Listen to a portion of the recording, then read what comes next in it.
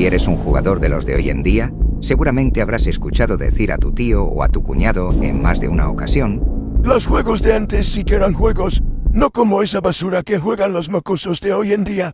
Pero, ¿es eso cierto? ¿Eran mejores los juegos de antes? ¿Eran mejores los jugadores? Debido al tremendo éxito del vídeo anterior, en el que hablo de algunas de las rivalidades históricas de ayer y hoy en el mundo de los videojuegos, he decidido continuar con la misma narrativa para este vídeo. Puede que no sea la estrategia más inteligente, pero es mi canal y me lo cuando quiero. Hubo un tiempo, no tan lejano, aunque nuestros riñones digan lo contrario, en el que jugar a un videojuego consistía en un ritual ancestral.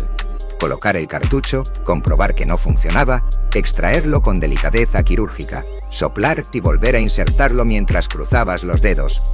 Era un acto de fe, de esperanza, una ceremonia digital, el sonido del clic al encajar el cartucho, seguido de una pantalla negra, y quedarte mirando la pantalla esperando el milagro. Que el juego arrancase a la primera era como encender una hoguera frotando palos. Ahora, en pleno siglo XXI, el gamer moderno ya no sopla, no porque no quiera, sino porque no sirve de nada soplarle a tu biblioteca de juegos de Steam. De hecho, está desapareciendo por completo el formato físico. Alguna vez he soplado la ranura de la Switch, pero sinceramente no creo que le haga ningún bien. Hoy en día tenemos otros problemas. El gamer instala un juego y no juega, lo contempla. Se sienta frente a una barra de progreso que avanza más despacio que mi progreso en YouTube. Como no utilices un sistema de almacenamiento decente, por ejemplo un M2, ya te veo suplicando para que 2 días después de la instalación, el juego no te devuelva otro parche de 20 gigas. Antes sentías que tú tenías el poder en los pulmones. Ahora, el poder lo tiene tu SSD o un servidor remoto en Wisconsin. Comparar los gráficos de antes con los gráficos de ahora es como comparar un dibujo con ceras de un niño de 5 años con un cuadro de Velázquez. En los años 80 y 90, los gráficos eran simples, a veces tan simples que era un verdadero ejercicio de imaginación tratar de entender qué estabas viendo. Aquello que no podían mostrar los gráficos, lo rellenabas tú con... Y eso era jodidamente maravilloso. Hoy vemos a un guerrero ultra detallado, con barba dinámica, 300.000 polígonos, sudor realista y reflejos en los ojos, y aún así te preguntas, ¿por qué se mueve tan raro? ¿Por qué no parpadea? Los jugadores de antes celebraban cuando un juego tenía 2 colores más que el anterior.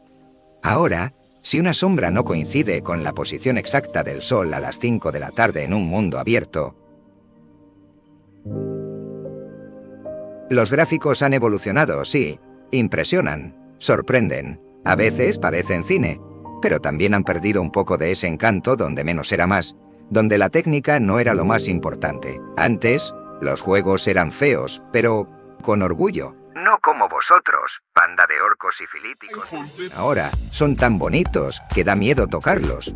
No sea que algo se rompa. Súbele las texturas y las sombras al máximo, y si muteas el volumen del juego, podrás escuchar cómo agoniza tu tarjeta gráfica de segunda mano que compraste por una fortuna para poder jugar durante el coronavirus. Hubo una época, antes de las lucecitas, antes de las sillas gamer, antes del lag, del T-Bug, antes del propio Jesucristo, una época en la que los jugadores de videojuegos eran muy diferentes a los de hoy en día, una época en la que muchos jugadores ni siquiera tenían un medio propio para jugar, enfrentándose a una niebla de nicotina y testosterona, gastando cada una de las monedas del bolsillo en esas malditas máquinas diseñadas para acabar con tu paciencia, y por supuesto, con todo tu dinero.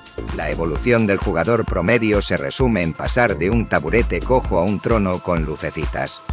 El gamer promedio de antes era un superviviente, jugaba en condiciones que hoy serían motivo de demanda ante la ONU. Silla ergonómica, una silla del comedor, de madera, sin respaldo, reposabrazos, apoyabas los codos en las rodillas hasta hundirlas, dejando los codos bien marcados. La consola estaba conectada a una tele gorda, de tubo, que pesaba lo mismo que una lavadora. Y para jugar bien, tenías que estar pegado a ella, para leer los textos borrosos mientras tu madre gritaba: ¡te vas a quedar ciego! ¿Auriculares? No. El sonido salía por la tele a volumen mínimo para no molestar. Ahora, el gamer promedio moderno es un ser tecnológico, sofisticado, casi de otro planeta. Silla gamer de 300 € con ajuste lumbar, soporte cervical y reposapiés, mesa con lucecitas, teclado con lucecitas, ratón con lucecitas. Todo brilla tanto que si apagas la luz, es como estar en una nave espacial o haber consumido ácido pero sin desarrollar problemas mentales. Bueno, casi. Auriculares con micrófono de condensador que captan hasta el sonido de tu estado emocional. Pero la quería tanto. Monitor curvo de 360 Hz. Antes te daban un mando o una pistolita de plástico. Eso sí, plástico muy grueso. Pero ya, ahora tenemos un mando con palancas personalizadas, efecto Hall, gatillos adaptativos con sensibilidad al tacto, giroscopio, panel táctil, altavoz, entrada para auriculares con micrófono. Ya solo falta que el jodido mando te haga una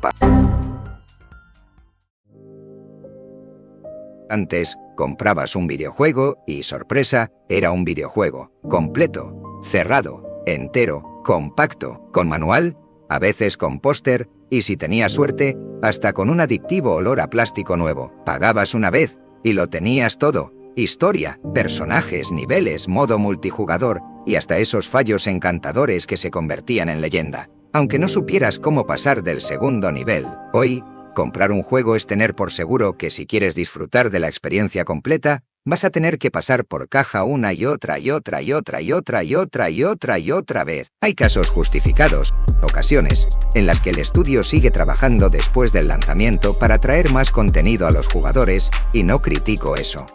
Sobre todo cuando son estudios pequeños que realmente se enfocan a añadir más contenido de calidad. Pero esos que ya están planeados antes del lanzamiento, para obligarte a comprar el juego por fascículos, o las microtransacciones que rozan la ludopatía, o peor aún, los juegos con sistema directamente pay to win. No puedo defenderlos de ninguna manera. Antes desbloqueabas trajes cumpliendo retos imposibles, ahora pagas por un casco, literal, un maldito casco virtual, que no hace nada, pero mira cómo brilla. Los juegos han pasado de ser un producto a ser una suscripción emocional. Nunca tienes todo, siempre hay algo nuevo, limitado, exclusivo, que expira en 3 días y lo necesitas desesperadamente porque quieres ser el único de tus amigos en tenerlo o porque todo el mundo lo tiene, menos tú. Y claro, ahí estás tú, con tu dignidad de gamer, abriendo la cartera. Pero lo peor no es que haya microtransacciones, lo peor es que las llamamos micro, aunque realmente no lo sean, y mucho menos teniendo en cuenta lo que te ofrecen a cambio. Porque suena menos violento si le pones el micro delante, como las microagresiones, los micromachismos o los micropenes. Antes lo que comprabas era un juego, ahora lo que compras es el derecho a seguir pagando por él. Pero ojo, los videojuegos de antes tampoco eran unos santos. Los salones de arcade eran locales muy populares y frecuentados por los jugadores de todas las edades. Verdaderos antros oscuros, pero al mismo tiempo plagados de luces, que rendían culto al vicio extremo, con el único fin de generarte picos de dopamina, como si de la mejor droga se tratase y hacerte gastar todo el dinero que te dio tu tía en Navidad por aguantar a tu tío borracho. Por no hablar de la dificultad endiabladamente endiablada de los títulos que podías jugar en aquellos salones, literalmente pagabas por ser maltratado por el juego. Lo cual nos lleva al siguiente punto. La dificultad en la mayoría de juegos de antes era castigo obligatorio. Ahora es una opción. Hubo una era, remota y para algunos incluso gloriosa, en la que los videojuegos no eran difíciles, eran crueles. Jugar era someterte a una tortura voluntaria, donde el juego o la consola no quería que te divirtieras. Quería que sufrieras. No había tutoriales ni barras de ayuda. Lo único que tenías era una vida, o 2, o 3, si eras rico en suerte, y muchas veces continuar no era una opción, era gastar otra moneda. Game over significaba empezar desde el principio, no desde el último guardado, no desde el último boss, no, desde la maldita pantalla de título. Y lo peor es que, por algún motivo, nos gustaba, nos enganchaba. Ahora los juegos tienen tantos niveles de dificultad que hemos pasado directamente del maltrato a que el juego te lleve de la mano, incluso en muchos juegos que por naturaleza deberían suponer un mínimo desafío. Antes, los jefes finales eran máquinas asesinas programadas por desarrolladores completamente centrados en hacer sudar sangre al jugador. En cierto modo, ese es el espíritu que tratan de reproducir los juegos tipo Souls o algunos títulos enfocados en la dificultad y en hacer perder la paciencia al jugador. ¿Te mata todo el tiempo el mismo jefe o caes 40 veces en el mismo salto? Mala suerte, campeón. En los 90 eso era canon. Ahora te caes y el juego dice: tranquilo bebé, te colocamos justo antes, ¿vale? ¿Quieres un tutorial de salto mientras carga el checkpoint? Antes, si no sabías saltar, te aguantabas y aprendías, a base de golpes, o si eras un niño rico llamabas al Club Nintendo para pedir consejos de cómo avanzar en Metroid, porque la dificultad antigua no era una curva. Era una pared vertical con pinchos, lava, y un jefe arriba esperándote para demostrarte que no te tiene ningún tipo de respeto. Cargar partida tampoco era una opción muy habitual por aquellos tiempos. Antes de las clásicas tarjetas de memoria, la mayoría de juegos te mandaban al lobby de la época después de morir, es decir, al menú principal. En algunos estabas obligado a empezar desde el principio, y en otros títulos menos crueles te daban una contraseña después de completar los niveles para poder saltarte los niveles completados y así no tener que empezarlo todo desde el principio.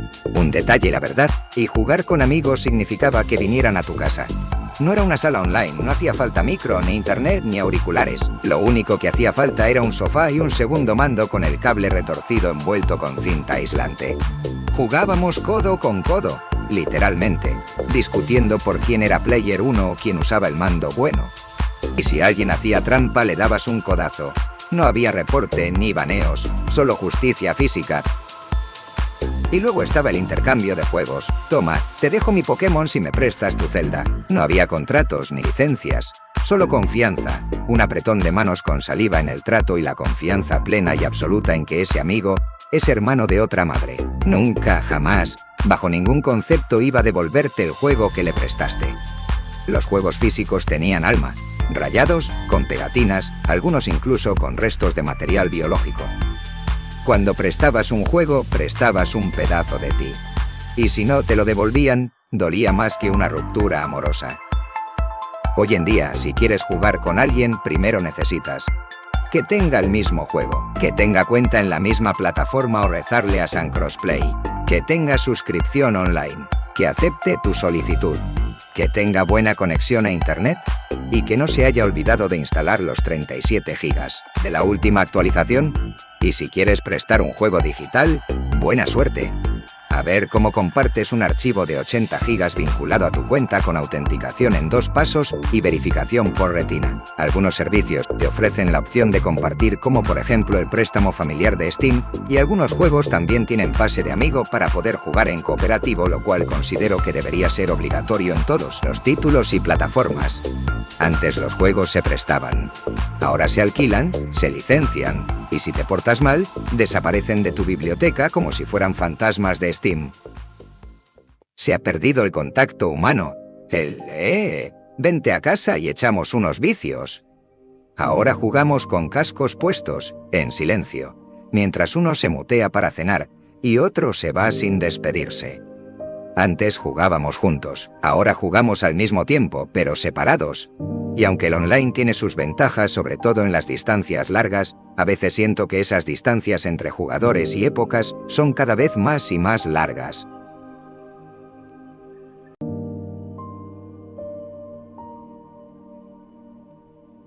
Muchas gracias por ver este video. Deja un like si te ha gustado y suscríbete si te da la gana. ¡Hasta la próxima!